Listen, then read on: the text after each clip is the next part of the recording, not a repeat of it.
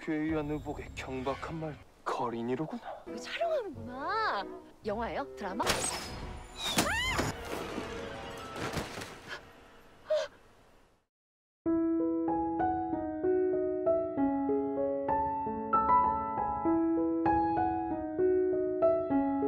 Di awal cerita kita diperlihatkan dengan seorang tahanan wanita bernama Yeon Ji-yang, juru masak istana yang dibawa para pengawal dengan tangan terikat untuk dihadapkan pada raja, di mana raja itu bernama Lee Heon, penguasa dinasti Joseon yang terkenal sebagai pencicip makanan terbaik sekaligus tiran paling kejam pada masanya. Ketika Jeong dihadapkan kepadanya, para kasih memohon agar ia dijatuhi hukuman mati. Namun, setelah mencicipi masakan Ji-yang, raja justru terkesan dan memerintahkannya menjadi kepala koki istana sekaligus juru masak pribadinya. Setelah dibebaskan, Ji-yang meminta maaf dan berjanji akan mengabdi sepenuh hati. Dari situlah ia mulai menceritakan kisah bagaimana dirinya, seorang perempuan dari tahun 2025 yang bisa terlempar ke masa dinasti Joseon. Scene kemudian berpindah ke tahun 2025 di mana pada saat itu Jeong terlihat mengikuti kompetisi memasak makanan Prancis bersama para koki-koki ternama dunia. Saat sedang memasak, kompornya tiba-tiba rusak sementara waktu hampir habis. Dalam kepanikan, ia nekat membakar jerami untuk menyelesaikan hidangan meski cara itu sebenarnya dilarang. Pada detik terakhir, ia berhasil menyajikan stik rusa, hidangan favorit Raja Joseon Yeon Higun Lee Heon. Penjelasan Ji-yang yang menyentuh hati serta kesempurnaan masakannya membuat para juri terkesan hingga ia keluar sebagai pemenang. Keesokan harinya, Jeong mengabari ayahnya bahwa ia akan menjadi kepala chef di restoran bintang 3 yang bergengsi. Sang ayah dengan bangga mengucapkan selamat dan mengingatkannya akan gerhana matahari total. Ia juga meminta Ji yang membawa pulang sebuah buku kuno dinasti Joseon dari seorang profesor. Setelah mengambil buku itu dari kotak pos, Ji yang segera berangkat menuju Korea. Di dalam pesawat, penumpang diberitahu bahwa gerhana matahari total sedang berlangsung dan bisa dilihat dari jendela. Saat sedang mengaguminya, minuman salah satu penumpang tumpah ke bajunya dan juga mengenai buku kuno. Ji yang pun buru-buru ke toilet untuk membersihkan diri. Di dalam toilet, rasa penasarannya membuat ia membuka dan membaca buku tersebut. Tanpa disadari, pada puncak gerhana tulisan kuno di dalamnya mengikat dirinya, hingga tiba-tiba ia terlempar kembali ke masa dinasti Joseon.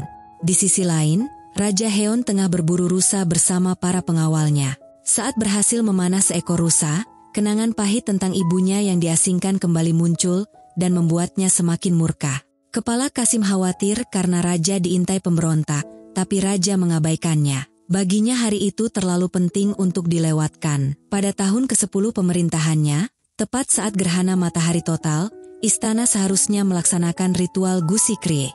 Namun, karena Raja memilih berburu, Ibu Suri menilai ia menentang Dewa Langit. Para selir dan pejabat istana menambah tekanan, menuding Raja sengaja melawan sebagai bentuk protes atas pengasingan ibunya. Sementara itu, Ji-yang yang jatuh dari langit tersangkut pada jebakan hewan di hutan. Ketika sadar, ia kebingungan ponselnya tak ada sinyal dan menyadari dirinya bukan lagi di pesawat. Raja Heon yang sedang mengejar seekor rubah, tanpa sengaja menemukan Ji yang terperangkap. Namun alih-alih membebaskannya, Raja justru curiga melihat penampilan Ji yang asing dan menyerupai Guinyeo, roh wanita yang ditakuti. Ji yang sendiri bingung, mengira Raja sedang syuting drama bersejarah. Rasa curiga membuat Raja terus mengarahkan anak panahnya, sementara Ji yang panik dan memohon agar tidak diserang. Ia berusaha meyakinkan jika dirinya hanyalah seorang chef modern, bahkan mengeluarkan alat kejut untuk menakut-nakuti Raja. Namun senjata modern itu tak berarti apa-apa melawan pedang Raja. Ketika Ji yang semakin terdesak dan berdoa meminta perlindungan, tiba-tiba seorang pemberontak menyerang Raja Heon. Raja Heon dan Ji yang terjatuh ke dasar tebing, membuka awal takdir baru yang mempertemukan masa lalu dan masa kini.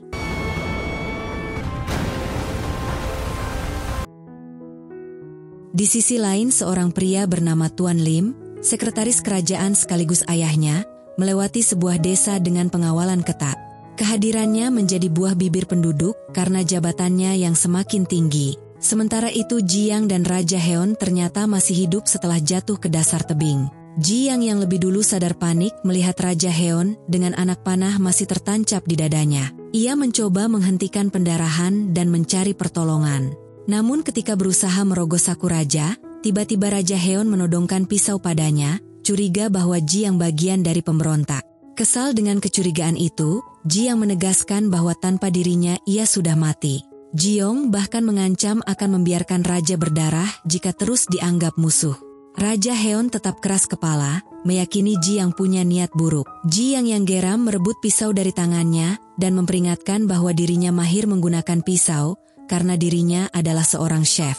Pertengkaran berakhir ketika Ji yang berhasil menaklukkan raja, lalu mengikatnya di batang kayu dekat sungai. Semula berniat meninggalkan, akhirnya ia kembali dan mendesak raja ikut dengannya agar tidak mati konyol. Meski masih angkuh dan menuduh Ji yang punya maksud tersembunyi, raja akhirnya ikut, sementara Ji yang tak menghiraukan ocehannya dan segera menariknya mencari tempat berlindung. Di istana permaisuri Kang Mokju diliputi kecemasan karena Raja Heon belum kembali dari berburu. Ia merasa ada yang tak beres, mengingat sang raja tak pernah pulang terlambat. Ia menduga Pangeran Agung mulai bergerak melawan raja. Kenangan 7 tahun silam pun terlintas, saat dirinya dipenjara karena tuduhan pembunuhan. Sebelumnya, Mokju hanyalah wanita malam yang dijual ibunya kepada seorang cendekiawan, hingga Pangeran Agung mendatanginya dan mencoba menjadikannya alat untuk melenyapkan musuh. Mokju segera memerintahkan dayangnya mengirim pesan darurat kepada Pangeran Agung. Pesan itu sampai ke kediaman Pangeran Agung, yang segera mendengar kabar bahwa Raja Heon belum kembali. Beberapa bawahannya menduga ia diserang oleh korban peristiwa pembersihan Muin. Ada pula yang curiga pemberontak bergerak tanpa izin mereka. Pangeran Agung dengan dingin menyatakan, siapapun pelakunya ujung-ujungnya Raja Heonlah yang akan menanggung akibatnya. Ia menegaskan mereka hanya perlu menunggu hingga Raja mati, lalu merebut kembali pemerintahan dari tangan tiran. Di sisi lain, perjalanan Ji Yang dan Raja Heon semakin sulit. Kehausan membuat Raja memaksa Ji Yang mencari air. Namun Ji Yang menolak, menganggap Raja hanya orang gila yang mengaku-ngaku sebagai penguasa. Ketika Raja menunjukkan jubah kebesarannya, Ji Yang malah meledek bahwa jubah seperti itu bisa disewa turis di istana Bongdeogung. Ji Yang semakin yakin bahwa pria itu hanyalah pasien rumah sakit jiwa, dan ia akan memperlakukannya demikian. Tak berdaya, Raja mencoba menawarinya anugerah kerajaan jika bersedia menolongnya. Ji yang muak akhirnya memukul kepala Raja dan menariknya pergi mencari tempat aman. Mereka lalu menemukan sebuah gubuk tua dengan tanda wilayah terlarang yang ternyata bagian dari area perburuan Raja. Heon menjelaskan tidak ada seorang pun yang tinggal di sana, sebab wilayah itu adalah Geumpyo, daerah yang dikosongkan demi perburuan kerajaan. Ji yang teringat catatan sejarah, pada masa Yeon Huigun, rakyat digusur secara paksa demi lahan berburu. Ia pun menyinggung reputasi buruk Yeon Huigun yang terkenal menindas rakyat dan merampas perempuan melalui sistem Chaehong. Raja Heon yang mendengar nama itu menyangkal, menegaskan ia hanya menjalankan wewenang kerajaan. Ji yang tak percaya, menganggap semua tiran sama saja. Ia bahkan memperingatkan, jika benar dirinya adalah Yeon Huigun, maka cepat atau lambat Raja akan merasakan konsekuensi dari perbuatannya. Ji yang tidak menghiraukan keadaan melihat pakaian yang dijemur di dekat gubuk dan segera menggantinya. Setelah itu ia keluar kembali untuk memeriksa Raja Heon. Di tengah adu mulut mereka, Ji yang mendengar suara benda jatuh dari dalam gubuk. Ia pun masuk untuk memeriksanya dan mendapati seorang gadis bernama Seo Silgeum yang ternyata tinggal di sana. Silgeum yang merasa ketakutan langsung menyerang Ji yang dengan sapu dan menuduhnya pencuri karena mengenakan pakaiannya. Ji yang kesal karena terus dipukul akhirnya menegaskan bahwa ia bahkan tidak tahu di mana dirinya berada. Terlebih dirinya juga tidak tahu tahun berapa sekarang. Silgeum buru-buru memperingatkan agar Ji yang tidak berteriak, karena orang-orang kerajaan bisa mendengar dan menemukan mereka. Kabar itu membuat Ji yang semakin frustasi. Ia benar-benar mulai percaya bahwa dirinya kembali ke era Joseon, meski ia terus menyangkal dan menekankan bahwa semua ini hanyalah mimpi. Keheningan tiba-tiba pecah oleh suara perut Ji yang keroncongan. Silgeum pun menyuruhnya menyiapkan makanan. Ji yang lalu mengajak Silgeum mencari bahan dari alam, merasa kagum dengan kesegaran makanan alami yang langsung bisa dipetik. Dengan bersemangat, ia memasak dengan resep bibimbap sederhana, memanfaatkan mentega hazelnut sebagai pengganti minyak wijen dan saus gochujang yang kebetulan ada di sakunya. Malam itu mereka membangunkan Raja Heon untuk ikut makan. Namun Heon yang masih diikat menolak, menyuruh Ji yang mencicipi makanannya lebih dulu. Silgum yang ketakutan merasa pria itu mirip seorang bangsawan. Ji yang tetap tidak percaya bahwa Heon adalah raja, menganggap gubuk itu milik Silgum. Heon menanggapi dengan tegas, mengatakan tidak boleh ada orang yang tinggal di wilayah perburuan kerajaan. Ji yang segera mencairkan suasana dengan mengalihkan pembicaraan ke makanan. Raja yang belum pernah melihat hidangan seperti itu penasaran namun ragu. Saat disuapi, Heon kaget karena tak tahan pedas dan menolak makan. Sebaliknya, Silgeum yang awalnya kepedasan justru ketagihan hingga tak bisa berhenti. Melihat Heon lapar, Ji yang akhirnya tetap menyuapinya sambil bercanda dengan memujinya. Tak disangka, Raja menitikkan air mata, teringat pada almarhum ibunya yang dulu pernah menyuapinya dengan penuh kasih sayang.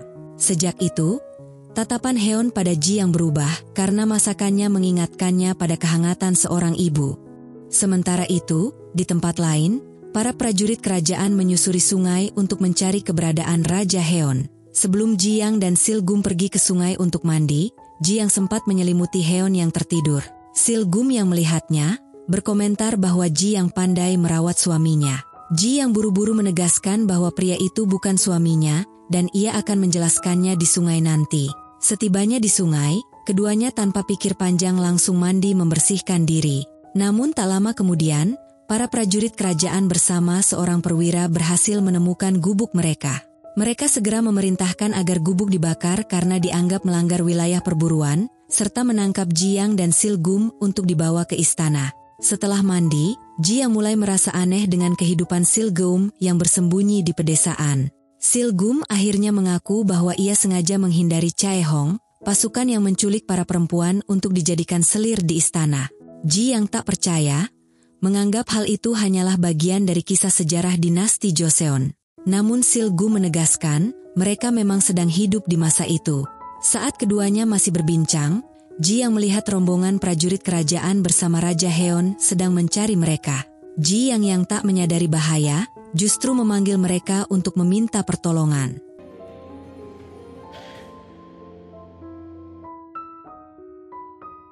Gilgum dan Jiong akhirnya tertangkap oleh anggota Chaehong setelah keberadaan mereka diketahui. Keduanya dimasukkan ke dalam sel bersama para wanita lain yang juga ditawan. Jiong yang merasa diperlakukan semena-mena berteriak histeris, menolak penangkapan paksa itu. Perlahan ia mulai benar-benar percaya bahwa dirinya memang terjebak di era dinasti Joseon. Gilgum berusaha menenangkan Jiong yang frustasi namun gagal. Karena terus membuat kegaduhan, mulut mereka berdua akhirnya disumpal kain agar diam. Di dalam ketakutannya, Jiong teringat sosok Raja Heon. Ia semakin yakin bahwa raja tersebut adalah Yeon Huigun, tiran kejam pada masa Joseon. Beberapa saat kemudian, penjaga sel memerintahkan para tawanan untuk keluar dan diperiksa usianya. Saat giliran Jiong, ia diperiksa oleh bawahan gubernur Gyeonggi bernama Hong Un-ok. Karena dianggap terlalu tua untuk dijadikan milik Chaehong, ia diarahkan ke barisan kiri. Merasa lebih aman, Jiong menyuruh Gilgum untuk juga mengaku sudah tua. Tawanan di barisan kiri akan dijadikan juru masak di Chanbang, sedangkan yang muda di barisan kanan akan dibawa oleh Chaehong. Di sisi lain, Raja Heon bersama pasukan kerajaan ternyata tengah mencari keberadaan Jiong dan Gilgum. Sementara itu, Jiong yang kini berada di dapur gubernur merasa takjub. Semua yang ia lihat, baik bahan makanan premium maupun peralatan masak tradisional, persis seperti yang pernah ia saksikan dalam drama. Saat asyik mengobrol dengan Gilgum, mereka ditegur para ibu-ibu yang sedang sibuk bekerja. Jiong menanggapinya dengan santai, mengatakan bahwa memasak tidak harus dilakukan terburu-buru. Ia kemudian berkeliling, melihat cara para wanita itu menyiapkan masakan. Namun, ia heran karena tidak ada yang tahu untuk siapa hidangan itu sebenarnya. Jiong pun mulai memeriksa bahan-bahan yang ada, berusaha menemukan ide masakan terbaik. Tiba-tiba seorang pengawal gubernur datang membawa kabar bahwa pejabat tinggi dari Hanyang akan berkunjung dan mereka harus menyiapkan hidangan dengan 9 lauk. Bila gagal, para tawanan akan celaka. Mendengar hal itu, para wanita panik dan ketakutan. Namun Jiong merasa ada yang janggal dengan perintah itu. Ia bahkan sempat meminta agar mereka dibebaskan, karena mereka bukan budak Chaehong. Pengawal menolak tegas, mengancam mereka akan dicambuk bila melawan. Jeong lalu berani membuat kesepakatan. Jika ia dan para wanita berhasil menyajikan hidangan yang memuaskan para pejabat, maka mereka semua harus dibebaskan. Un-ok yang merupakan salah satu pejabat yang hadir, menegur keberanian Jeong yang dianggap lancang. Tapi Jeong menjelaskan bahwa para wanita itu sama sekali tidak terbiasa memasak di dapur gubernur, sehingga perlu bekerja sama untuk menyiapkan hidangan. Akhirnya Un-ok setuju dengan syarat, Jeong harus bertanggung jawab penuh, dan jika gagal, nyawanya menjadi taruhannya. Un-ok kemudian menjelaskan bahwa tamu yang akan datang adalah keluarga Im, tokoh berpengaruh di istana. Sang ayah, Im Seo-hong, adalah wakil menteri pekerjaan umum, sementara putranya, Im Song-jae, menjabat kepala sekretaris kerajaan sekaligus menantu tiri raja. Keluarga Im dikenal kejam, menggunakan Chae-hong sebagai kedok untuk menghancurkan banyak keluarga dengan merampas anak perempuan mereka. Mereka juga terkenal pilih-pilih soal makanan, dan tidak segan menyiksa juru masak bila hidangan tak sesuai selera. Jeong yang mendengar itu tidak terima. Ia bertekad akan mengajarkan keluarga Im untuk menghargai makanan. Melihat keberaniannya, Un-ok mulai kagum. Ia pun memutuskan memberi tantangan, Jeong dan para wanita hanya perlu menyajikan 4 hidangan bukan 9. Segera setelah itu, Jeong memimpin para wanita di dapur. Ia mengatur persiapan masakan, meski sempat kebingungan menentukan hidangan utama. Untungnya, Gil-gum menemukan daging segar berkat penciumannya yang tajam. Dari situlah Jeong memutuskan membuat stik sebagai menu utama. Sementara para pengawal mengawasi, mereka mengakui bahwa Jeong memiliki ketulusan dalam memasak. Meski begitu, mereka tetap mengingatkan bahwa bila gagal, akibatnya akan fatal. Di sela-sela itu, Un-ok menanyakan kabar putrinya yang bernama Mi Hyang. Pengawalnya menjelaskan bahwa Mi Hyang berhasil melarikan diri dari kejaran Chae-hong, meski tanpa sempat berpamitan dengan ayahnya. Kembali ke dapur, Jeong penuh semangat meneliti setiap bahan masakan, mencicipi bumbu-bumbu khas dari pegunungan hingga laut. Namun saat mulai mengolah daging sapi, ia menyadari teksturnya terlalu keras. Ingatannya lalu kembali pada buku kuno peninggalan ayahnya yang berisi cara memasak daging. Dengan itu, Jeong menemukan solusi dan segera menyiapkan alat serta bahan untuk memasak hidangan utama tersebut. Di sisi lain, terungkap bahwa Kang Mok-ju yang sebelumnya disangka sebagai permaisuri ternyata hanyalah selir keempat Raja Heonju.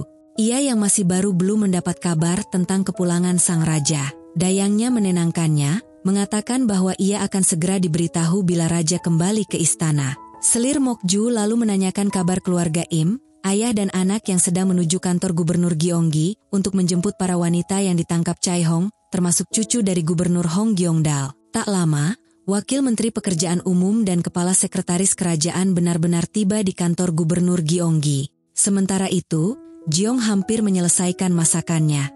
Teknik memasaknya yang rumit membuat semua orang takjub.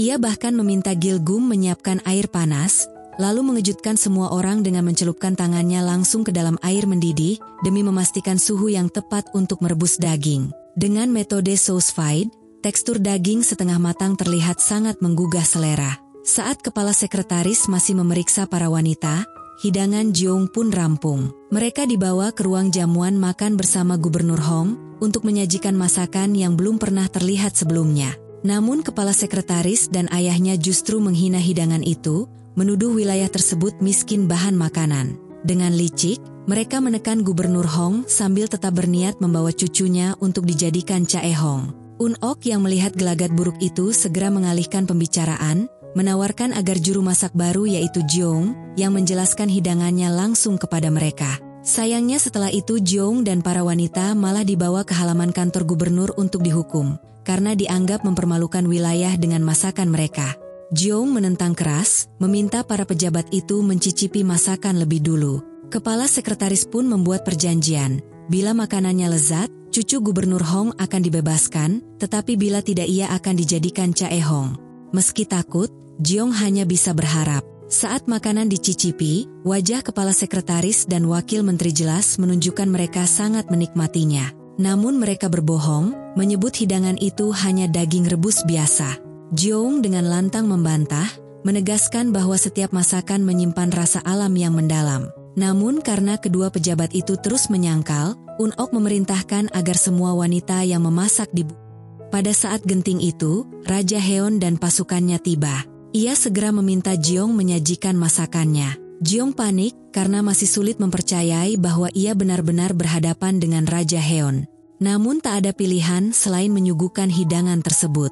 Raja bahkan menyuruh Jeong mencicipi lebih dulu sebelum ia makan. Betapa kagumnya Raja saat mencicipinya. Ia mengaku ini adalah makanan terenak yang pernah ia coba, lalu marah karena kepala sekretaris berbohong dengan mengatakan sebaliknya. Raja Heon kemudian bertanya mengapa Jeong yang merupakan seorang wanita bisa menjadi juru masak, padahal biasanya itu dilakukan pria. Jeong menjawab bahwa menjadi koki adalah panggilannya. Saat ditanya identitasnya, ia mengaku berusia 27 tahun, belum menikah, dan berasal dari masa depan. Raja dan para pejabat tentu tidak percaya, tapi Raja Heon menawarkan untuk menyelamatkan hidupnya. Jeong yang putus asa meminta dibebaskan, tetapi Raja justru membawanya ke istana bersama cucu Gubernur Hong. Sang cucu ternyata terkait dengan kematian ibu Raja Heon. Hal ini membuat Gubernur Hong murka dan memohon agar cucunya tidak dibawa, mengingatkan Raja agar menghormatinya. Namun Raja Heon tersulut amarah. Ia menegaskan bahwa ia hanya menuntut balas dendam atas penderitaan keluarganya. Akhirnya ia memerintahkan agar para pejabat yang menistakan dirinya diasingkan jauh sebagai hukuman. Sementara itu, Jeong diperintahkan ikut bersama kepala sekretaris. Ia dan Gil-gum kembali dimasukkan ke dalam sel untuk dibawa ke istana keesokan harinya. Gil-gum protes, merasa tidak adil karena wanita lain dibiarkan bebas sementara mereka dikurung. Jeong yang frustasi merasa semakin sulit memahami jalan pikiran Raja Heon. Ia pun mengaku pada Gil-gum bahwa dirinya berasal dari masa depan. Meski sulit dipercaya, Gil-gum mencoba menerima ucapannya. Jeong kemudian teringat cara ia pertama kali terlempar ke masa dinasti Joseon, membaca buku kuno yang ada di dalam tasnya. Ia sadar, satu-satunya cara kembali adalah dengan menemukan tas itu kembali. Sementara itu, Raja Heon yang sedang merenung didatangi kepala sekretaris Im teman masa kecilnya. Rupanya Raja Heon sendiri yang memberi perintah agar Jeong dan Gil-gum ditahan, berbeda dengan para wanita lain yang dibebaskan setelah sempat ditangkap sebagai Chai Hong. Kepala sekretaris sempat heran, mengapa Raja tidak membawa cucu Gubernur Hong, lalu bertanya apakah soal Chai Hong memengaruhi pikirannya. Raja Heon teringat ucapan Jeong yang menudingnya menjadikan Chai Hong hanya sebagai alasan untuk membalas dendam atas nasib ibunya. Kepala sekretaris memperingatkan, bila Raja menghentikan sistem Chai Hong secara tiba-tiba, hal itu bisa menimbulkan kecurigaan di istana. Namun Raja Heon menegaskan, hal kecil semacam itu tidak akan menimbulkan kecurigaan, bahkan dari Ibu Suri. Di sisi lain, Un-ok menepati janji. Ia membebaskan Jeong dan Gil-gum setelah berhasil menyajikan hidangan untuk pejabat tinggi dan raja. Jeong bersyukur lalu berkata bahwa suatu saat Raja Heon pasti menerima hukuman. Namun, kepala sekretaris segera melapor kepada Raja bahwa koki yang melayaninya telah kabur dari penjara. Jeong yang lolos berlari masuk ke hutan. Ia sempat bertanya pada Gil-gum tentang keluarganya. Gil-gum mengaku hidup sendirian. Ayahnya seorang perwira angkatan laut, sedangkan ibunya meninggal saat mencari sang ayah. Jeong merasa iba dan mengajaknya ikut ke masa depan. Ia meminta Gil-gum segera menemukan buku kuno agar mereka bisa kembali bersama. Mereka berdua sampai di tepi tebing, namun tak lama Raja Heon dan pengawalnya berhasil menemukan mereka. Jeong yang ketakutan hampir jatuh, namun berhasil ditangkap Raja Heon. Raja lalu bertanya alasan mereka kabur dan berada di tebing itu. Jeong menjelaskan bahwa ia mencari tasnya yang berisi buku kuno, satu-satunya cara baginya untuk kembali ke masa depan. Mendengar itu, Raja Heon menemukan tas Jeong, namun dengan sengaja membuangnya lagi, agar Jeong tak punya alasan meninggalkannya. Jeong marah besar hingga memakinya, meski kemudian terpaksa menahan emosinya. Keesokan harinya, Raja Heon tetap membawa Jeong dan Gil-gum ke istana, meski mereka memohon untuk dilepaskan. Gil-gum panik khawatir mereka akan disiksa di istana, karena Raja begitu membenci Jeong. Meski demikian Jeong bersumpah akan melindungi Gil-gum, dan Gil-gum pun berjanji sebaliknya. Dari dalam sel Jeong meluapkan kekesalannya, bersumpah akan menembak Raja Heon bila ia memiliki pistol. Namun Raja yang melihatnya justru semakin menggodanya dengan nada mengejek.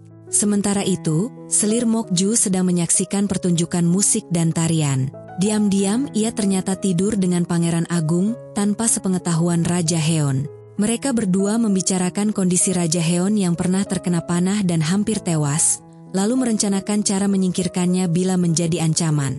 Selir Mokju pun bertindak sebagai mata-mata bagi Pangeran Agung, mengawasi gerak-gerik Raja Heon. Pangeran Agung mengungkapkan bahwa Raja Heon membawa seorang wanita ke istana, bukan cucu Gubernur Hong. Saat Mokju tengah memetik alat musik, tangannya terluka sehingga pertunjukan berhenti. Ia memanggil dayangnya, memerintahkan untuk memastikan kebenaran kabar bahwa Raja membawa seorang wanita desa. Dayangnya berusaha menenangkannya, mengatakan bahwa tidak ada wanita yang bisa menandingi selir Mokju. Namun rasa cemburu membuat Mokju bersumpah bahwa ia adalah satu-satunya wanita Raja Heon, dan ia bertekad menyiksa Jeong begitu tiba di istana. Sementara itu, Jeong dan Gilgum yang baru tiba di sebuah desa dilempari batu oleh anak-anak yang mengejeknya sebagai hantu wanita Guinyeo. Raja Heon yang melihat kejadian itu marah besar.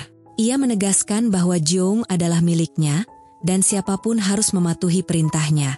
Setibanya di istana, Raja Heon memperkenalkan Jeong sebagai Guinyeo, seorang tahanan di hadapan selir Mokju. Jeong yang mengetahui reputasi Mokju dalam sejarah, selir paling jahat di Joseon yang berhasil memanipulasi raja dan melakukan berbagai penindasan, merasa sangat takut saat ditatapnya. Selir Mokju menawarkan diri untuk membersihkan Jeong, namun Raja Heon menolak. Ia bersikeras bahwa Jeong akan tetap berada di sisinya, selalu bergantung padanya, dan harus memohon ampunan padanya. sakit 진짜.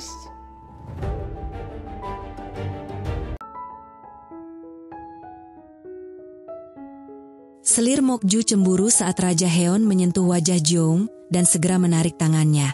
Jeong yang tertekan oleh sikap sinis Mokju lalu bertanya ke Raja Heon kemana mereka akan dibawa. Namun, alih-alih menjelaskan, Raja memerintahkan pengawal untuk menutup kepala Jeong dan Gilgum agar mereka tidak merasa asing. Jeong pun hanya bisa diam dan berterima kasih. Sepanjang perjalanan, ia terus bergumam bahwa Raja Heon bebas membawa mereka kemanapun sesuai kehendaknya. Setibanya di kamar Raja Heon, memanggil tabib untuk mencabut anak panah di dadanya. Selir Mokju yang berada di sana menyimpan niat lain dan mengambil anak panah tersebut diam-diam. Tabib lalu menjelaskan bahwa luka Raja tidak terlalu parah berkat salep yang dipakainya.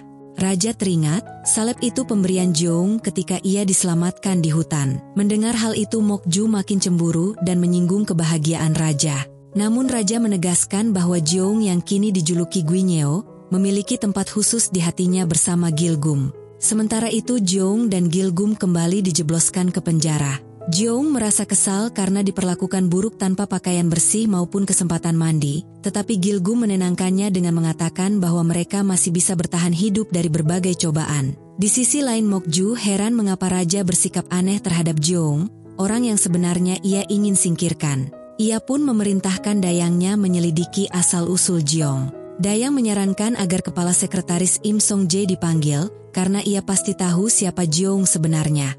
Mokju setuju, dan bahkan memberikan anak panah yang ia ambil dari kamar Raja untuk diserahkan kepada Pangeran Agung agar diselidiki. Sin kemudian berpindah ke dapur istana, tempat para koki sibuk menyiapkan hidangan kerajaan. Koki senior tingkat 7 bernama Bong Sik, memimpin pemeriksaan staf bersama koki tingkat 4 yang bernama Mansu. Saat Bong Sik menyebutkan bahwa Raja kembali dengan Guinyeo, Mansu menegurnya agar tidak membicarakan rumor sensitif. Koki junior Min Gaeduk menyinggung kedekatan Bong Sik dengan Ibu Suri dan kemungkinan ia menjadi kepala koki. Namun Mansu menegaskan pembicaraan itu tak pantas karena kepala koki sebelumnya baru wafat. Obrolan mereka terhenti ketika Dayang senior Kim datang, membawa pesan bahwa Ibu Suri Agung ingin cemilan dan selir Mokju meminta makanan berat. Sementara itu, kabar tentang Guinyeo atau Jeong dan pengasingan Gubernur Hong telah sampai ke telinga Ibu Suri Agung, Ratu, dan para selir. Mereka menyarankan agar Ibu Suri segera bertindak atas sikap Raja Heon yang meresahkan istana. Ibu Suri lalu bertanya tentang keberadaan Mokju, merasa bahwa Raja telah memulai balas dendamnya atas kematian sang ibu. Selir Mokju gelisah dengan kehadiran Jeong di istana, curiga bahwa gadis itu memiliki koneksi hingga mampu memikat Raja Heon. Saat kepala sekretaris Lim datang, ia langsung menegur kegagalannya menjadikan cucu Gubernur Hong sebagai Chae Hong dan mempertanyakan alasan Jeong dibawa ke istana. Lim menjawab bahwa itu keputusan Raja dan ia sendiri tak tahu siapa Jeong sebenarnya. Ia menambahkan bahwa Jeong hanyalah koki handal, lalu mengalihkan pembicaraan pada penyitaan harta keluarga Hong, serta penurunan status mereka menjadi rakyat biasa sesuai perintah Mokju. Namun Mokju tetap mendesak agar keberadaan keluarga Hong ditelusuri, meski Lim mengingatkan hal itu bisa memicu perlawanan pejabat lain. Setelahnya Lim mengeluhkan kepada ayahnya tentang bagaimana Mokju memperlakukannya layaknya pelayan. Namun sang ayah yang terlena dengan kemewahan, justru rela mengabdi pada Mokju. Untuk mengujinya, Lim bertanya bagaimana jika suatu saat ia harus melayani Jeong. Ayahnya menolak keras menganggap Jeong hanya rakyat biasa. Lim pun menyindir bahwa Jeong bisa saja menjadi seperti Mokju, karena ia sudah menyiapkan arena permainan baru untuk melihat siapa yang akhirnya dipilih raja. Malam harinya seorang pria bertopeng misterius menyerang penjaga dan memberi kunci penjara pada Jeong dan Gilgeum. Mereka bergegas kabur, mengikuti arahan pria tersebut. Ternyata mereka dibawa ke sebuah pertunjukan pesta meriah. Saat musik berhenti, pria bertopeng itu ternyata adalah Raja Heon. Ia kemudian memperkenalkan pelawak kesayangannya Gonggil yang menyimpan banyak rahasia raja. Gilgeum terpesona oleh ketampanan Gonggil, sementara raja memberinya hadiah dan memerintahkan Gonggil menyelidiki dalam percobaan pembunuhannya di hutan Salgoji. Namun Jeong merasa jengah dengan sikap raja yang main-main. Raja Heon pun mengancam akan menyiksa mereka jika mencoba kabur, bahkan memerintahkan pengawalnya menyiksa Gilgeum lebih dulu. Jeong yang tak mau hal itu terjadi memohon ampun dan berjanji tak akan lari. Setelah itu raja melepaskan Gilgeum dan menyuruh mereka menyiapkan hidangan yang memuaskan nyawanya alih-alih kembali ke penjara. Kepala Kasim lalu membawa mereka ke dapur istana. Jeong menangis karena rindu pada ayahnya, sementara Gilgeum menenangkannya dan berjanji mereka akan saling melindungi. Sesampainya di dapur, koki senior Bong Sik menolak perempuan menyentuh dapur, tetapi Kasim menegaskan itu titah raja. Jeong dan Gilgeum pun langsung bekerja, kagum dengan bahan-bahan mewah di istana. Dengan penciuman tajam Gilgeum menemukan daging segar, yang ternyata daging rusa hasil buruan raja. Karena merasa percaya diri dengan keahliannya, Jeong bersemangat mengolahnya bersama Gilgeum. Meski Kasim mengkhawatirkan cara penyajiannya, mereka tetap menyiapkan hidangan untuk dihadapkan pada raja. Koki Bong Sik melaporkan pada Dayang Ibu Suri bahwa seorang perempuan yang bernama Jeong kini ikut memasak di dapur istana. Berita itu segera sampai ke telinga Ibu Suri Agung dan juga selir Mokju. Merasa terancam, Mokju memerintahkan Koki Mensu yang berpihak padanya untuk mencari kesalahan Jeong, lalu bersiap menemui Raja Heon. Sementara itu, Jeong tergesa-gesa mengantarkan makanan ke kamar raja. Ia terkejut melihat Raja Heon berpakaian tidak pantas hingga sempat melamun. Saat diminta menjelaskan hidangannya, Jeong menyebut nama masakan dengan bahasa Prancis, membuat Dayang menertawakan raja yang kesulitan mengucapkannya. Setelah mencicipi, Raja Heon dan Dayangnya terpesona dengan cita rasa masakan Jeong. Hidangan demi hidangan bahkan membawa raja berhalusinasi seolah berada di alam liar. Karena merasa terharu, ia meminta Jeong menyuapinya, teringat akan ibunya. Jeong hampir menyebut latar belajarnya di Yeonhuigun, lalu segera mengalihkan pembicaraan. Saat obrolan berlangsung, selir Mokju berusaha masuk, tetapi ditolak raja. Merasa dipermalukan, ia cemburu melihat kedekatan raja dengan Jeong. Jeong yang ketakutan hendak pergi, namun raja menahannya dan menegaskan bahwa ia telah memilih Jeong. Setelah itu Jeong pergi sambil resah, karena takut akan mengubah sejarah. Kepala Sekretaris Lim kemudian menawari bantuan dan aliansi, namun Jeong hanya mau mempertimbangkannya bila ia menemukan buntalan barang berharganya.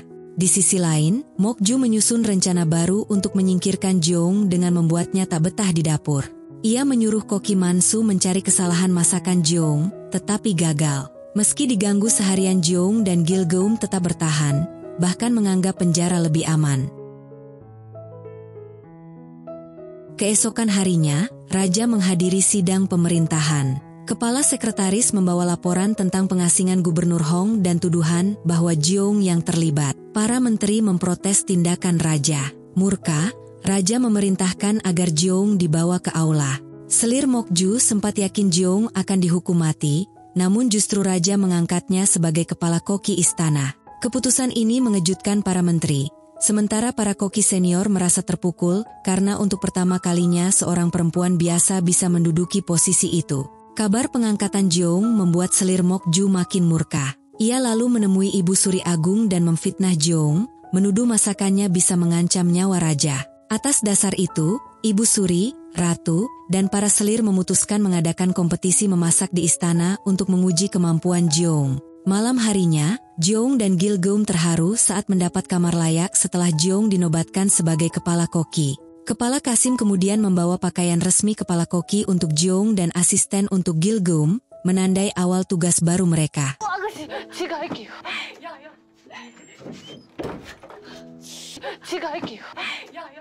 Keesokan harinya, Jeong resmi bekerja sebagai kepala koki istana dengan Gilgeum sebagai asistennya. Namun bukannya disambut hangat, mereka kembali dirundung oleh koki Bongsik dan Mansu yang ingin menyingkirkannya. Alih-alih tertekan, Jeong justru menanggapi dengan tenang. Ia memuji mereka, namun sekaligus mengancam bahwa bila tak patuh pada perintahnya, Raja Heon sendiri yang akan menghukum mereka. Dan setelah mendengar hal itu, mereka pun terpaksa untuk menuruti instruksi Jeong. Saat persiapan memasak berlangsung, Jeong dipanggil menghadap Ibu Suri Agung.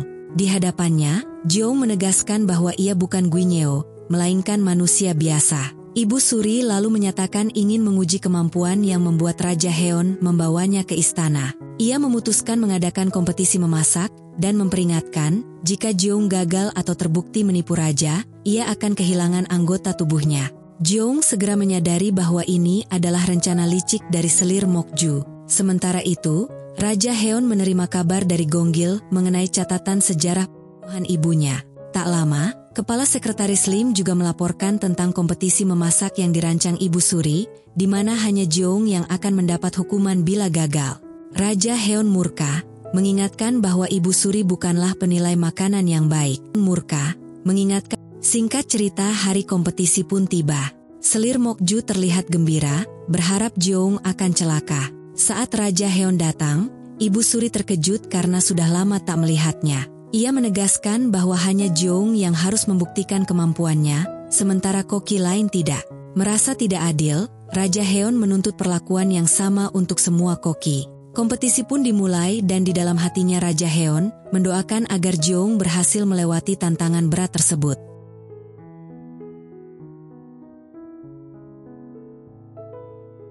Jeong terus melamun, membayangkan jika dirinya menjadi koki bagi Raja Tiran maka nyawanya pun bisa terancam. Sebelum kompetisi dimulai, Ibu Suri Agung yang tampak gemetar turun tangan untuk menentukan tema lomba. Tema yang semula tidak bisa dibaca Jeong akhirnya dijelaskan. Para koki harus menyajikan masakan bertema bakti kepada orang tua dengan bahan utama tahu dan donjang atau pasta kedelai. Dan pada saat itu mereka diberi waktu 2 jam untuk menyelesaikan hidangan. Kompetisi pun akhirnya dimulai. Jeong yang masih bingung teringat masakan ayahnya ketika membuat pasta donjang di masa lalu. Para koki pun bergegas ke dapur dan gudang untuk mengambil bahan. Di sisi lain, Ibu Suri Agung menyindir Raja Heon yang kecewa karena ia secara tiba-tiba mengadakan kompetisi sebagai bentuk penolakan terhadap keputusan raja. Di dapur istana, Jeong berebut bahan dengan koki Mansu dan Bongsik. Namun sayangnya stok donjang sudah habis diambil mereka. Saat itu Jeong melihat bayam dan teringat Ibu Suri Agung yang diduga menderita anemia, sehingga ia memilih mengambil bayam.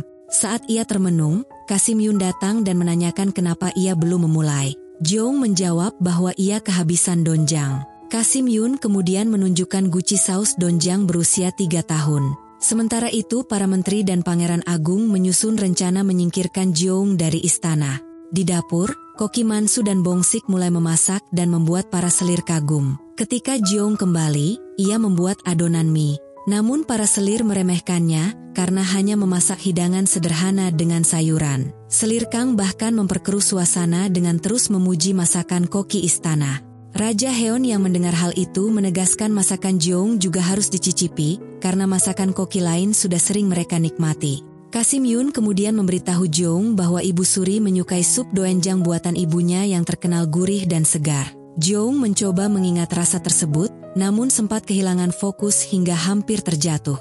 Jeong yang hendak mencari bahan tambahan sempat ditahan oleh dayang istana. Ia menjelaskan kepada Ibu Suri dan Raja bahwa dirinya tidak mengubah resep, hanya mencari bahan lain. Raja Heon mendukungnya, meski selir Mokju menuduhnya tak mampu bersaing. Akhirnya Jeong meminta Gilgeum membantunya mengambil bahan tambahan. Namun selir Mokju menyuruh dayangnya untuk menghalanginya. Meski begitu, Jeong tetap melanjutkan masakan dengan teknik berbeda yang membuat Ibu Suri, Raja, dan para selir penasaran. Menjelang akhir waktu, Gilgeum kembali dengan kepala berdarah, membuat Jeong khawatir. Namun ia memintanya fokus menyelesaikan masakan. Sup bayam donjang akhirnya terhidang, membuat istana heboh karena tekniknya belum pernah dilihat sebelumnya. Ada yang ingin menghentikannya, tetapi Raja Heon menolak keras karena itu melanggar aturan kompetisi. Ibu Suri Agung menenangkan situasi dengan mengatakan bahwa aturan dibuat untuk menjaga ketertiban, sementara Raja Heon menegaskan justru neneknya sendiri yang melanggar titah raja dengan mengadakan kompetisi. Suasana tegang akhirnya mereda ketika Ibu Suri menyatakan akan mencicipi masakan pilihan Jeong dan mempertimbangkan keputusan sang raja. Waktu memasak pun habis. Para koki diminta menyajikan hidangan mereka satu persatu di hadapan raja, Ibu Suri, ratu, dan para selir. Koki Mansu maju pertama, mendapat pujian dari para juri, meski Raja Heon mengkritik makna dari masakannya. Berikutnya giliran Koki Bongsik yang juga dipuji, tetapi ia tidak mampu menjawab saat Raja Heon mempertanyakan makna hidangannya. Saat tiba giliran Jeong, para juri awalnya meremehkan sup donjang sederhananya. Namun Jeong menegaskan bahwa hidangan itu ia buat khusus untuk Ibu Suri Agung. Raja Heon yang sudah mengetahui bahan masakan Jeong memilih diam, tetapi selir Mokju mencoba menjatuhkannya dengan menanyakan di mana letak makna bakti pada masakan itu. Saat Jeong hendak menjawab, selir Mokju kembali menyela, namun Ibu Suri menghentikannya. Ia justru mengatakan bahwa masakan Jeong benar-benar mewakili rasa bakti kepada orang tua, karena membuatnya teringat pada ibunya. Ibu Suri pun terharu, apalagi rasanya sama seperti masakan terakhir yang ia nikmati dari sang ibu. Raja Heon ikut kagum dan memuji Jeong yang membuat selir Mokju semakin kesal. Jeong menjelaskan bahwa ia ingin menghadirkan masakan sehat yang bisa menjaga kondisi Ibu Suri, agar beliau tidak hanya mengandalkan obat-obatan. Mendengar hal itu, Ibu Suri mengakui kehebatan Jeong dan tidak lagi meragukan keputusan raja mengangkatnya sebagai kepala koki. Pengumuman pemenang pun tiba dan Jeong resmi keluar sebagai juara. Namun sesuai aturan Raja Heon sebelumnya, kedua koki yang kalah harus kehilangan tangannya. Selir Mokju yang gagal mencapai tujuannya buru-buru meninggalkan arena. Saat hukuman akan dijalankan, Jeong memohon agar Raja Heon membatalkan keputusan itu. Ibu Suri pun menenangkan raja dan mengaku bahwa kompetisi diadakan karena kesalahannya, sebab ia salah paham terhadap hidangan rusa buatan Jeong yang membuatnya murka. Akhirnya Raja Heon luluh setelah semua orang memohon padanya. Ia memutuskan untuk mengampuni kedua koki tersebut, bahkan memerintahkan mereka belajar memasak dari Jeong. Usai kompetisi, Raja Heon menyindir Ibu Suri dengan mengingatkan tentang mendiang ibunya. Para selir membicarakan selir Mokju yang kesal dan meninggalkan arena, sehingga mereka mulai menyadari niat jahatnya. Ibu Suri meminta agar mereka tidak terlalu memedulikan ucapan selir Mokju. Para selir lalu menyadari sikap dingin Raja Heon terhadap neneknya, karena ibunya dulu digulingkan akibat kesalahan memalukan. Namun Ratu menyarankan agar mereka tidak membicarakan hal itu, dan cukup percaya bahwa Raja hanya tahu ibunya meninggal karena sakit. Ibu Suri pun menegaskan bahwa sekalipun Raja mengetahui kebenarannya, ia tidak bisa berbuat apapun. Di sisi lain, Raja Heon sudah mengetahui bahwa dalang dibalik kompetisi memasak untuk mempermalukan Jeong adalah selir Mokju. Ia segera memerintahkan pengawal mendatangi kediaman selir tersebut. Di dapur istana, Jeong menyindir kedua koki yang selamat dari hukuman. Koki Bongsik berterima kasih padanya dan memberi tempat duduk. Koki Mansu yang awalnya enggan akhirnya juga luluh, mengakui kehebatan Jeong dan berterima kasih karena sudah menolongnya. Kehidupan dapur kembali tenang. Gilgeum pun berkomentar bahwa Jeong membawa keberuntungan. Jeong lalu menanyakan tentang luka di kepala Gilgeum, dan ia menjelaskan bahwa ia sempat dihadang seseorang hingga jatuh dari tangga, tetapi tidak melihat wajahnya. Saat itu Gonggil muncul dan menolongnya, tetapi tidak melihat wajahnya. Saat itu Gonggil muncul dan sementara itu di kediaman selir Mokju, ia merasa terancam dengan keberadaan Jeong. Dayangnya menyarankan untuk menculik atau menjualnya, tetapi Mokju menolak karena bisa menimbulkan kecurigaan. Ia lebih memilih menjebak Jeong agar tersingkir dari istana. Namun, sebelum rencananya berjalan, Raja Heon mendatangi kediamannya dan langsung menuduhnya sebagai dalang kompetisi memasak serta penyebar rumor palsu tentang keterlibatan Jeong dalam pengasingan Gubernur Hong. Mokju beralasan bahwa semua itu ia lakukan karena raja terlalu memanjakan Jeong dan melupakan tugas utamanya, yaitu mencari kebenaran tentang kematian ibunya. Perkataan itu membuat Raja Heon naik pitam, terlebih ketika Mokju terus menyinggung soal mendiang ibunya. Kabar kehebatan Jeong dalam memasak pun sampai ke telinga Pangeran Agung, membuatnya semakin penasaran. Namun, di saat bersamaan, Kasimnya memberitahu bahwa ada rencana pembunuhan terhadap Raja Heon. Dalam peristiwa itu, ternyata pihak yang terlibat dalam tragedi pembersihan Muin. Saat suruhan pangeran mencoba menangkap pembunuh, terungkaplah bahwa orang itu adalah Gonggil yang menyamarkan wajahnya dengan topeng. Di sisi lain, Kepala Sekretaris Lim memuji kemenangan Jeong dalam kompetisi memasak dan memberinya hadiah agar ia bisa berhias diri demi merebut hati Raja Heon. Namun Jeong tersinggung. Ia menegaskan bahwa dirinya tidak berniat menggoda raja, melainkan hanya diistimewakan karena posisinya. Kepala Sekretaris tetap bersikeras bahwa keberadaan Jeong di istana bukan semata karena keahliannya memasak melainkan juga karena perlindungan raja. Tepat ketika ia hendak mengungkap alasannya, Jeong dipanggil oleh Dayang Utama untuk menyiapkan hidangan bagi raja. Sesampainya di dapur, Kasim Yun memberitahu bahwa Raja Heon sedang mengamuk sepulang dari kamarnya. Ia mengusir orang-orang yang hendak menghidangkan makanan bahkan mengancam akan membunuh siapapun yang mencurigakan. Kasim Yun memperingatkan Jeong dan staf dapur untuk memeriksa semua makanan dengan teliti. Jeong yang bingung bertanya apa maksud kumat. Koki Bongsik menjelaskan bahwa jika kondisi raja memburuk, ia akan menuduh orang meracuninya, melempar meja, mengaku mendengar suara aneh, dan biasanya hanya selir Mokju yang mampu menenangkannya. Mendengar itu, Jeong mulai memikirkan cara membuat makanan yang bisa menenangkan hati sang raja. Ketika masuk ke kamar istana, Jeong melihat Raja Heon melempar barang dan mengusir dayang-dayangnya. Saat Jeong ikut diusir, raja menahannya karena ia adalah kepala koki. Raja memaksanya menjelaskan hidangan yang dibawanya. Awalnya ia marah karena Jeong menyajikan makanan yang sama dengan saat kompetisi. Namun Jeong dengan sabar menjelaskan maksudnya. Raja kemudian menyuruhnya mencicipi hidangan lebih dulu. Saat mencoba sendiri, ia kesal karena mie tak bisa terputar dengan sendok, hingga akhirnya Jeong menyuapinya. Raja pun sangat menikmati hidangan itu sampai habis. Jeong lalu menjelaskan bahwa masakan itu adalah makanan yang biasa dibuat ayahnya ketika ia marah. Mendengar itu, Raja Heon bertanya apakah ayahnya masih hidup dan menawarkan untuk mengirim pesan kepadanya. Namun Jeong akhirnya membuka rahasia bahwa ia bukan berasal dari masa Joseon, melainkan dari masa depan. Ia bahkan berkata bisa membuktikannya lewat buku Mangunrok yang membawanya ke zaman itu. Raja Heon pun meminta Jeong menceritakan masa depan. Tetapi Jeong hanya mengingatkan agar ia waspada terhadap orang-orang di sekelilingnya karena kelak akan terjadi pembersihan Gapsin yang menggulingkannya dari tahta. Seusai menghidangkan makanan, Jeong kembali ke kamarnya, gelisah dengan takdir yang ia ketahui sekaligus kemungkinan untuk kembali ke masa depan. Sementara itu, Raja Heon ternyata menulis sebuah buku tentang Jeong, masakan-masakannya dan peristiwa yang terkait dengan kematian ibunya 20 tahun lalu. Anehnya buku itu berjudul Mangunrok. Sama dengan yang dibawa Jeong, hingga buku milik Jeong pun menghilang. Tak lama kemudian, Komandan Urimui melaporkan bahwa penulis utama yang bernama Jang Mi-gyun menghilang dan plakat miliknya ditemukan berlumuran darah. Komandan menduga ia dibunuh oleh seseorang. Putus asa karena terus dihalangi menemukan kebenaran kematian ibunya, Raja Heon menjadi frustasi dan menenggak arak untuk menenangkan diri. Kepala Kasim yang melihat raja mabuk berat meminta Jeong menyiapkan hidangan tengah malam. Meski kesal, Jeong tetap membuat masakan. Saat ia tiba di kediaman raja, ia mendapati Raja Heon sudah dalam keadaan mabuk parah. Ia mencoba menolong, tetapi ditarik oleh sang raja hingga akhirnya ia tertidur di lengannya, menyaksikan raja menangis. Saat Raja Heon terbangun, ia mencium Jeong yang masih tertidur di pelukannya.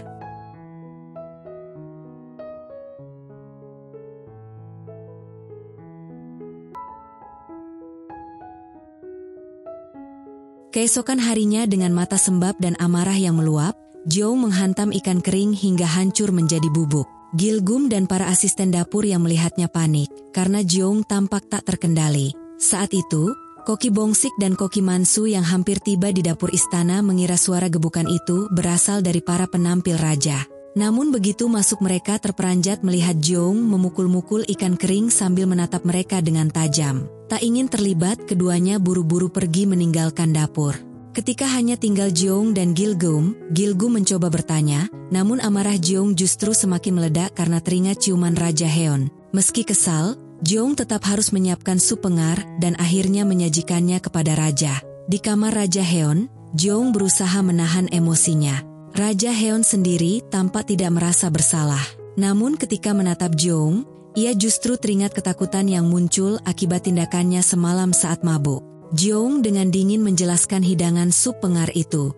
Seperti biasa masakannya mampu memukau Raja, tetapi ketika ia ditanya tentang potongan ikan di dalam sup tersebut, Jeong menjawab ketus bahwa ia menumbuk semua ikan agar lebih mudah dimakan. Menyadari Jeong marah, Raja Heon memerintahkan semua orang keluar, hanya menyisakan mereka berdua. Ia lalu meminta Jeong menjelaskan apa yang membuatnya kesal. Dengan tajam, Jeong bertanya apakah Raja sama sekali tidak mengingat kejadian semalam. Raja Heon dengan santai mengatakan bahwa ia mabuk untuk melupakan semua itu. Jawaban tersebut membuat Jeong semakin murka, hingga ia menegaskan bahwa Raja bukanlah tipenya. Mendengar itu, Raja Heon justru tertawa dan berkata bahwa alasannya menempatkan Jeong di dapur istana adalah karena ia tidak menganggapnya sebagai wanita. Merasa tidak puas, Jeong memperingatkan agar Raja lebih berhati-hati jika mabuk lagi. Ucapan itu membuat Raja Heon tertekan, namun ia hanya bisa mengiyakan sambil menerima tatapan sinis dari Jeong. Setelah itu, karena sama sekali tidak mengingat kejadian semalam, Raja Heon memanggil Kepala Kasim untuk meminta penjelasan. Kepala Kasim dengan ragu mengungkapkan bahwa saat mabuk di Unyong Jeong, Raja telah mencium kepala koki yaitu Jeong.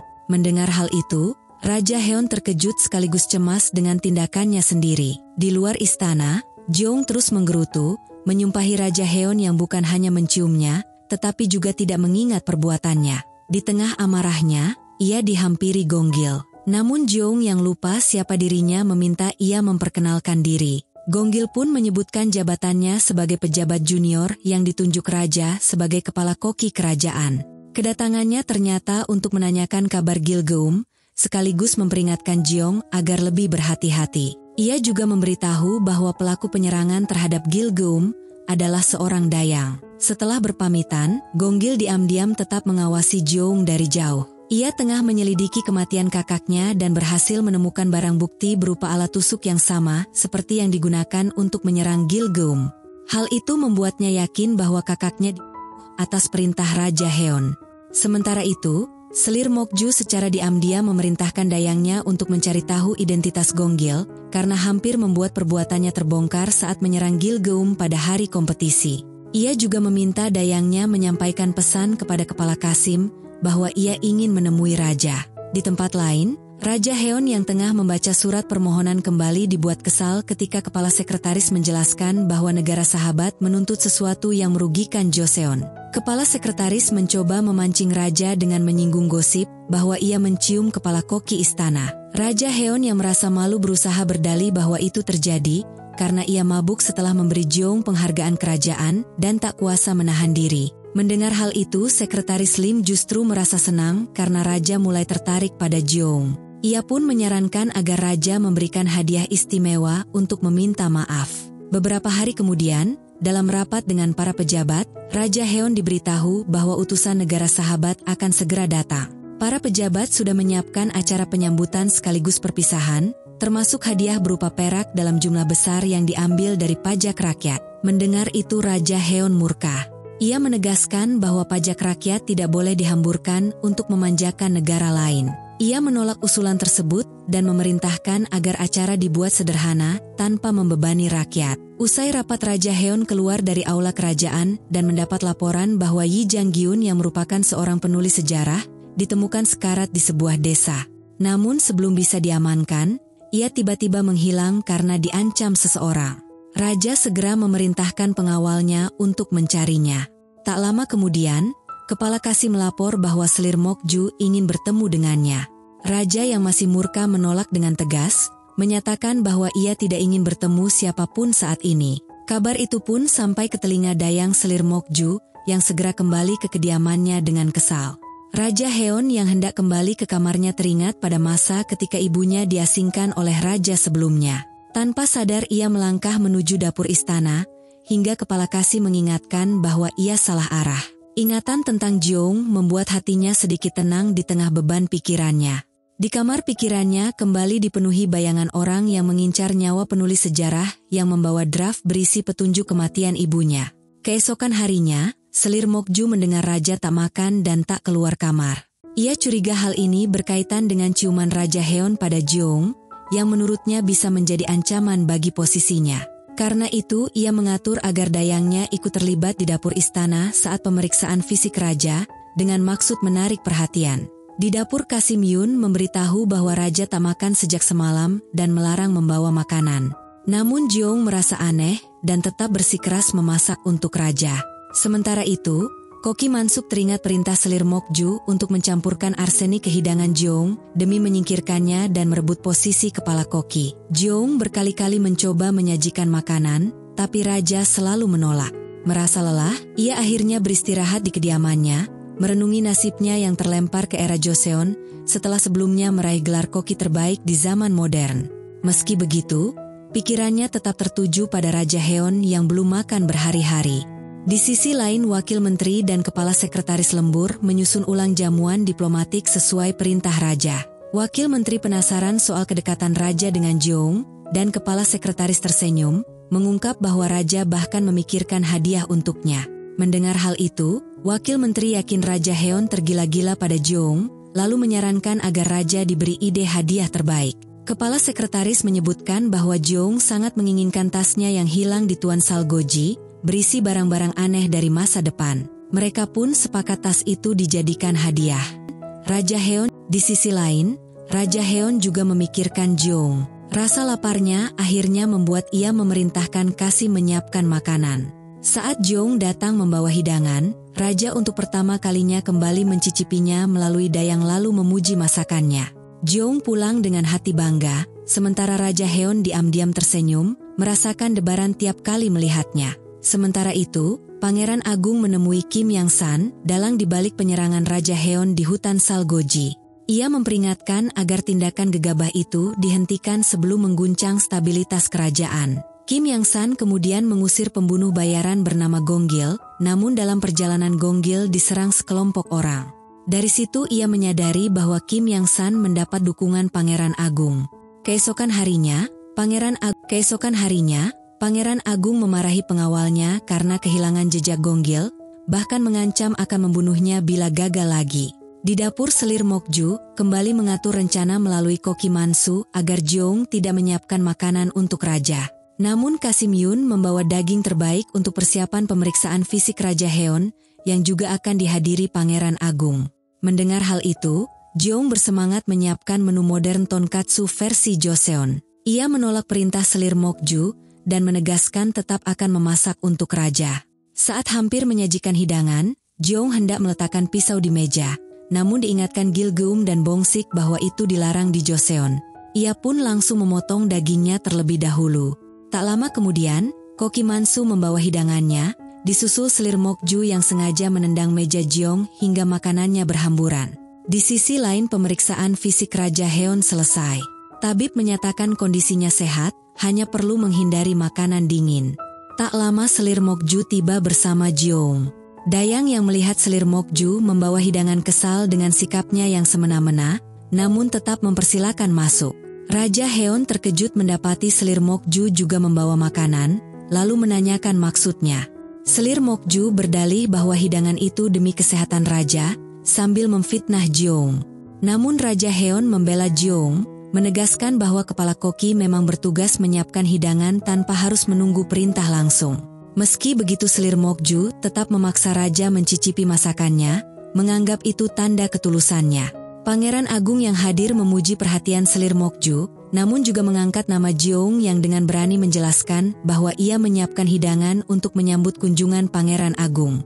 Dalam hati Pangeran Agung merasa terancam sekaligus terpesona pada kecantikan dan keberanian Jeong. Saat makanan Selir Mokju disajikan, ternyata itu sup ayam dingin padahal raja dilarang mengonsumsi makanan dingin. Selir Mokju pun terpojok, meski tetap berusaha menutupi dengan sindiran terhadap Jeong. Jeong hanya memandangnya dengan heran merasa sikap selir Mokju yang sangat kekanak-kanakan. Raja dan Pangeran Agung kemudian meminta hidangan Jeong. Ia memperkenalkan schnitzel daging, versi awal dari tonkatsu modern. Semua terpukau, terutama karena masakan itu dibuat untuk memulihkan kesehatan raja yang tak makan berhari-hari. Saat Raja dan Pangeran Agung mencicipinya, mereka tak bisa menyembunyikan rasa takjub. Jeong bahkan menambahkan akar pahit sebagai penetral minyak, membuat hidangan semakin sempurna. Raja dan Pangeran Agung melahapnya dengan lahap, sementara hidangan selir Mokju nyaris tak tersentuh. Selir Mokju semakin iri, sedangkan Jeong menegaskan tidak akan kalah darinya. Usai makan, Pangeran Agung menyarankan Raja memberi imbalan pada keduanya. Saat ditanya, selir Mokju hanya berharap Raja panjang umur demi menarik simpati. Jeong hampir mengungkap keinginannya mencari tasnya, namun segera mengalihkan jawaban karena sadar selir Mokju sedang mengincarnya. Ia akhirnya mengatakan hanya ingin bahan segar di dapur. Raja dan Pangeran Agung heran dengan permintaan sederhana itu, sementara selir Mokju kembali menuduh Jeong menginginkan sesuatu yang besar. Namun Jeong menegaskan ia tak mengharapkan apapun selain itu. Raja Heon tertawa sambil bercanda dengan Pangeran Agung, memandang Jeong dengan senyum hangat. Momen itu membuat selir Mokju semakin panas hati. Malam itu Raja Heon kembali menulis resep berdasarkan hidangan Jeong. Sambil mengingat rasanya, ia semakin terkesan dengan keceriaan dan kebijaksanaan Jeong dalam menghadapi kesulitan, juga kebaikannya saat menyelamatkan nyawa pesaing. Akhirnya ia mengakui dalam hati bahwa Jeong adalah wanita yang bijaksana dan penuh pengertian. Keesokan harinya, kepala sekretaris menyerahkan tas itu pada Raja, meyakinkan bahwa Jeong akan berterima kasih bila Raja mengembalikannya. Raja yang malu sempat bertanya bagaimana sekretaris tahu ia sedang mencari hadiah. Namun akhirnya ia mengakui bahwa tas itu memang penting sebagai bukti asal-usul Jeong. Kepala sekretaris pun menyarankan Raja segera memberikannya. Ia juga mengabarkan bahwa utusan dinasti Ming yang bernama Yukun datang dengan 3 koki kelas 1 untuk memukau Raja dan menyiapkan permintaan besar. Mendengar itu, Raja Heon sadar reputasinya sebagai pecinta kuliner telah menyebar hingga ke negeri lain. Sementara itu Menteri Yang Sun menyambut Yukun. Saat mencicipi masakan mereka, ia terkejut akan kelezatannya. Yukun kemudian meminta ia menyampaikan pada Raja bahwa makanan terbaik berasal dari koki mereka terutama Tang Bailing yang merupakan ahli masakan Sichuan. Di istana Jeong diajak Kepala Kasim ke rumah kaca kerajaan, Jang Wonseo. Ia terpukau melihat kebun bunga, buah, dan sayuran yang hanya pernah ia baca di sejarah. Tak lama Raja Heon muncul dan mengatakan bahwa tempat itu bisa Jeong gunakan, bahkan menyebutnya hadiah untuknya. Ia lalu memperingatkan agar Jeong tidak menyentuh tanaman beracun, yang ternyata cabai. Namun Jeong dengan santai memakannya, membuat Raja menjelaskan bahwa cabai sangat pedas, dan merupakan hadiah dari orang barat yang kapalnya karam di Joseon. Jeong bahagia karena menemukan bahan penting untuk membuat gochugaru, bahkan menepuk lengan Raja dengan riang. Di momen itu, Raja Heon akhirnya menyerahkan tas milik Jeong. Saking bahagianya, Jeong memeluknya dan menangis. Raja Heon mengaku memberikan tas itu sebagai permintaan maaf karena pernah membuatnya marah. Dalam hatinya ia kini menganggap Jeong sebagai seorang wanita. Namun karena malu, ia berdalih hanya senang dengan masakan Jeong. Merasa ada yang disembunyikan, Jeong bertanya kenapa ia menghindar. Raja yang gugup akhirnya tersandung, dan ketika Jeong mencoba menahannya, mereka berdua justru jatuh bersama.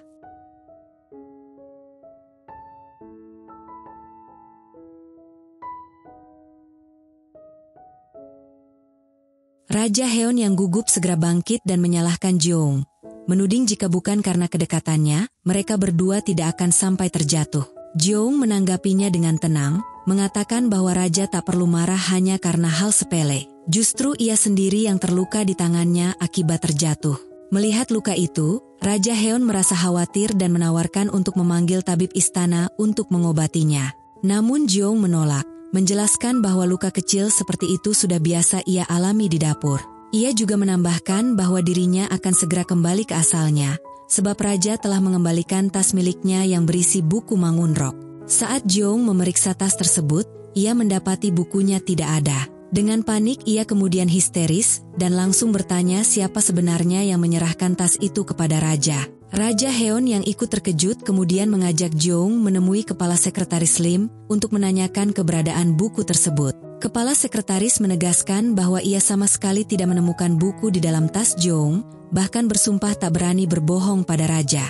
Jeong semakin panik mendengar jawaban itu, membuat Raja Heon berusaha menenangkannya. Raja berkata akan mengirim pasukannya mencari buku tersebut di hutan tempat tas ditemukan. Jika tak berhasil, ia akan mengadakan sayembara di seluruh negeri untuk menemukan Mang Unrok. Mendengar hal itu, Jeong sedikit lega, meski tetap merasa terpaksa harus menunda kepulangannya ke masa depan. Di dapur istana, Koki Bongsik membuat minuman keras dan mengakuinya sebagai minuman favorit Raja Heon. Para koki dan asistennya yang penasaran pun ikut mencicipinya. Namun tak lama, Jeong datang dan menegur mereka karena ketahuan minum. Koki Mansu kemudian menyalahkan Bongsik, sementara Bongsik yang ketakutan oleh tatapan Jeong justru menawarkan minuman itu kepadanya. Jeong akhirnya meminumnya terlalu banyak hingga mabuk berat. Ia bernyanyi dengan suara putus asa, meminta para koki dan staf menabuh alat masak untuk mengiringinya dalam pencarian buku Mang Unrok yang hilang.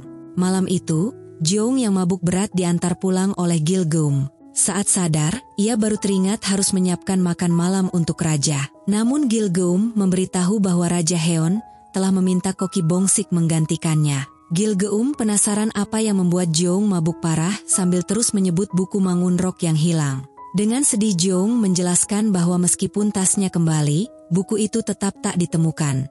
Gilgeum berusaha menenangkannya, meminta Jeong bersabar hingga tiba waktunya ia kembali ke masanya dan menemukan buku tersebut. Sementara itu Raja Heon yang terus memikirkan kata-kata Jeong tentang kepulangannya menjadi gelisah, bergumam sendiri hingga membuat kepala Kasim tersenyum melihatnya.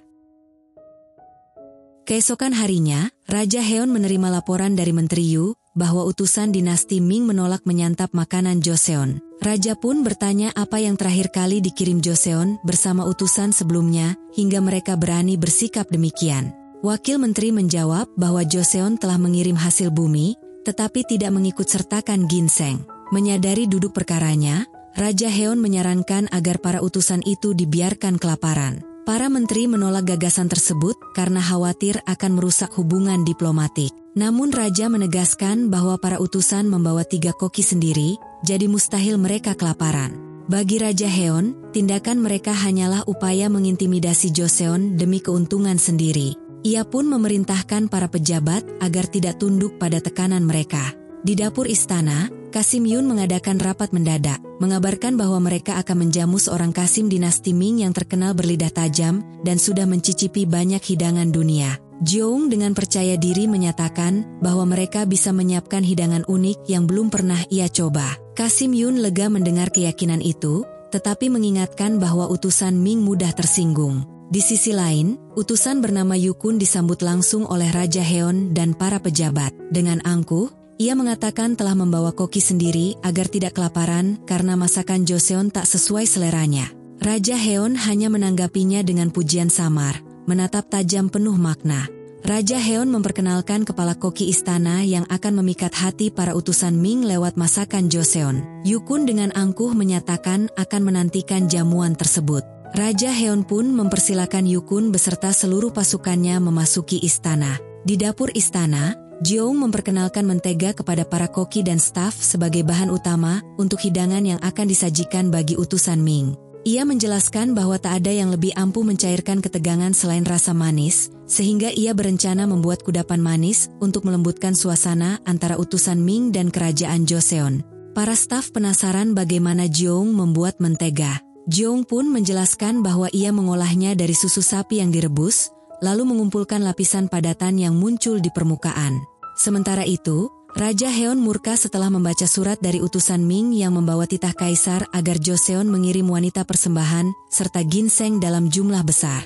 Yukun menegaskan bahwa ia hanya menjalankan perintah dan tak mungkin berani membohongi raja. Namun Raja Heon dengan tegas menolak, merasa mustahil kaisar benar-benar meminta upeti seperti itu. Ia menambahkan bahwa bila Ming menginginkan ginseng, Joseon akan mempertimbangkannya tergantung pada balasan hadiah dari mereka. Yukun menjawab bahwa hadiah balasan tetap sama seperti kunjungan sebelumnya. Raja Heon pun menyindir mengapa hadiah yang diberikan tetap sama, namun tuntutan mereka semakin besar. Yukun menanggapi dengan menuding bahwa raja sedang menentang perintah kaisar. Tibalah waktunya jamuan makan. Jeong menghidangkan kudapan itu di hadapan para tamu dan Raja Heon. Para tamu tampak bingung melihat makanan asing yang belum pernah mereka jumpai. Jeong lalu menjelaskan bahwa hidangan tersebut adalah makaron ala Joseon, kudapan Prancis yang dibuat dari tepung almond, gula, dan putih telur, biasanya disantap untuk menghadirkan keceriaan. Raja Heon dengan bangga meminta Yukun mencicipinya, namun Yukun lebih dulu menyuruh ketiga kokinya mencoba. Saat mereka menyantap makaron itu, ekspresi kagum tak bisa mereka sembunyikan. Penasaran, Yukun pun ikut mencicipi dan akhirnya mengakui bahwa kudapan itu sungguh lezat. Raja Heon semakin bangga lalu ikut mencicipi, dan seperti biasa tak mampu menyembunyikan rasa nikmatnya. Yukun kemudian bertanya siapa sosok wanita yang membuat hidangan luar biasa itu. Raja Heon menjawab dengan penuh wibawa bahwa Jeong adalah kepala koki istana Joseon. Yukun yang terkesima lalu menantang agar makanan dari negeri Ming juga dihidangkan. Seraya mengusulkan kompetisi memasak antara Jeong dan 3 koki Ming untuk menentukan upeti. Raja Heon segera menyadari maksud terselubung Yukun yang menggunakan kompetisi sebagai dalih menuntut upeti lebih besar. Jeong panik merasa kecil hati karena ragam masakan Tiongkok sangat luas. Ia memberi isyarat agar raja menolak, namun salah tafsir membuat Raja Heon justru menyetujui tantangan itu. Yukun mengajukan syarat, juri hanya ia dan Raja Joseon, dan bila hasilnya seri maka akan dipanggil juri lain yang kompeten. Raja Heon pun meminta agar tema kompetisi segera ditentukan. Usai pertemuan, Jeong menemui raja di kebun untuk menyatakan penolakannya ikut kompetisi. Namun Raja Heon menegaskan bahwa ia sudah mengakuinya sebagai koki Joseon, dan demi negeri serta rakyat, Jeong harus melakukannya. Bila menolak, ia akan dianggap berkhianat. Bila kalah tetap akan menerima hukuman. Tak punya pilihan, Jeong akhirnya bertekad untuk menang. Raja Heon berjanji akan membantu menemukan buku Mangunrok bila ia berhasil. Sementara itu, kabar tentang kompetisi tersebut sampai ke telinga Ibu Suri Agung. Ia menegur para menteri, menilai Raja Heon gegabah karena kehebatan Jeong belum tentu mampu mengalahkan koki terbaik dinasti Ming. Ibu Suri lalu meminta agar segera dikirim surat ke kaisar untuk mencegah masalah besar, mengingat hubungan dekat antara keluarganya dan pihak istana Ming. Malam harinya, Pangeran Agung mengutus Menteri Sung In-jae menemui Yukun dengan membawa sogokan. Menteri itu menyebarkan fitnah bahwa Raja Heon mengalami gangguan mental dan halusinasi yang mengganggu stabilitas negara.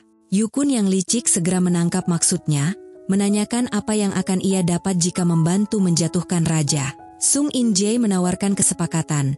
Mereka akan memastikan kemenangan koki Ming, tetapi Yukun harus menuntut upeti lebih besar, 100 wanita persembahan dan ginseng 2 kali lipat. Senang dengan tawaran itu, Yukun setuju, meski bertanya bagaimana cara menghadapi kehebatan Jeong. Menteri Sung In-jae pun mengancam, bila Yukun menolak, rahasia kelamnya akan dibongkar. Yukun yang terpojok akhirnya menyetujui persekongkolan itu. Yukun lalu memanggil 3 kokinya, memerintahkan mereka untuk menang dengan cara apapun demi mempermalukan Raja Heon. Tanpa disadari, Gonggil yang mengintai pembicaraan itu ketahuan oleh Fei Xiu. Meski dikejar, ia berhasil lolos. Gonggil segera melapor pada Raja Heon tentang pertemuan rahasia antara Yukun dan penasihat kerajaan kanan. Di sisi lain, Pangeran Agung menanyakan perkembangan misi Sung In-jae. Para menteri yang menentang Raja Heon berkumpul bersamanya, menyusun strategi untuk menjatuhkan raja melalui kompetisi ini. Pangeran Agung beralasan bahwa pengorbanan ini demi pemerintahan yang lebih baik. Ia bahkan memegang draft sejarah Joseon, berniat menorehkan catatan baru bila berhasil menurunkan Raja Heon dari tahta. Selir Mokju memanggil Koki Mansu dan menanyakan apa yang ia lakukan dengan arsenik yang telah diberikannya. Mansu menjawab bahwa ia belum sempat menggunakannya karena dapur terlalu sibuk. Mendengar alasan itu, Selir Mokju menuduhnya hanya mengada-ada. Ia lalu menegaskan bahwa Mansu harus ikut serta dalam kompetisi melawan koki dari Ming, namun dengan syarat ia harus sengaja kalah. Terkejut dengan perintah tersebut, Mansu hanya terdiam tanpa bisa membantah. Keesokan harinya, Jeong meminta para koki dan staf dapur untuk membersihkan biji dari cabai. Para staf yang baru pertama kali melihat cabai merasa terganggu oleh aroma pedas yang menusuk. Jeong menjelaskan bahwa cabai itu akan digunakan untuk membuat gochugaru. Mansu menimpali bahwa cabai sangat berbahaya, bahkan bisa membuat orang mati jika dimakan. Untuk membuktikan ucapannya, Jeong langsung memakan cabai kering itu dan menegaskan bahwa dirinya baik-baik saja. Gilgeum kemudian mengingatkan semua orang agar segera menyelesaikan pekerjaan, karena cabai adalah senjata utama mereka dalam kompetisi. Di tengah kesibukan itu, Kasimyun datang membawa pesan bahwa Raja Heon memanggil Jeong untuk membicarakan plakat perjalanan keluar istana. Setibanya di kediaman Raja Heon menanyakan apakah benar Jeong membutuhkan plakat tersebut. Jeong dengan gembira menjelaskan bahwa ia ingin pergi ke penggilingan untuk menyiapkan bumbu baru. Raja lalu memutuskan untuk ikut bersamanya, membuat Jeong terkejut karena tak menyangka Raja bisa meninggalkan istana dengan mudah. Merasa tersinggung, Raja Heon menegaskan bahwa kompetisi ini penting bagi negaranya, sehingga ia harus turun tangan. Raja pun memintanya bersiap. Jeong mengatakan bahwa ia sudah siap dan akan menunggu di luar dengan pakaian yang ada. Menyadari Jeong hanya memiliki satu pakaian, Raja memberinya busana samaran agar tak mencolok di mata rakyat.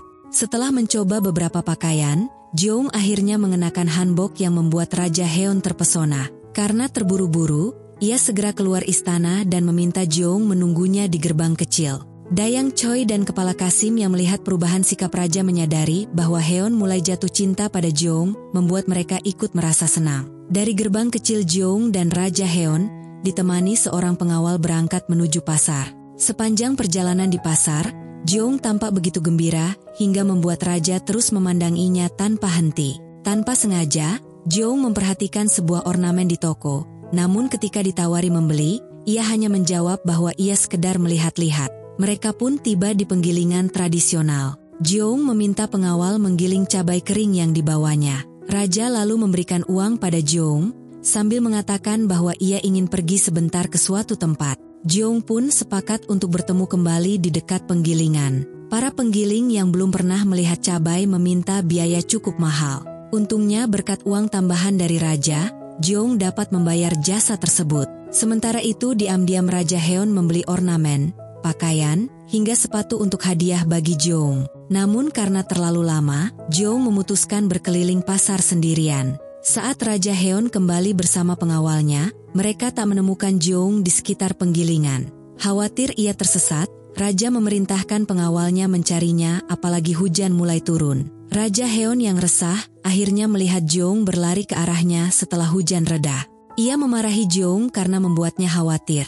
Namun Jeong hanya menjawab bahwa ia berkeliling pasar dan menemukan bunga iris. Tiba-tiba sebuah gerobak melintas nyaris menabrak Jeong, dan beruntung Raja sempat menariknya meski bunga irisnya terjatuh.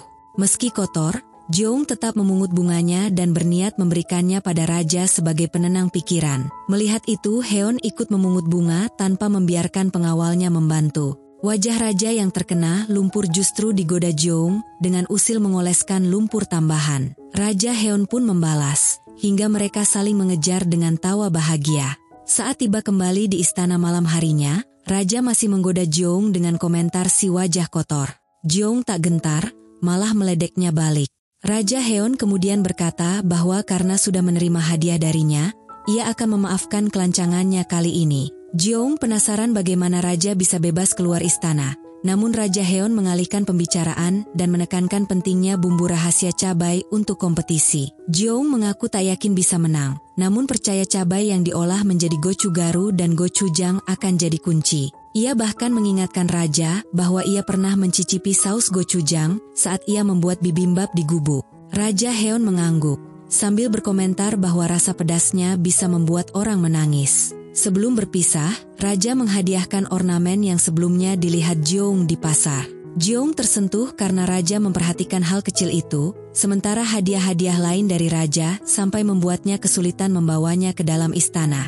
Di kediamannya, Raja Heon menaruh bunga iris pemberian Jeong ke dalam vas. Sementara Jeong, begitu melihat hadiah dari Raja, merasa lebih bersemangat menghadapi kompetisi.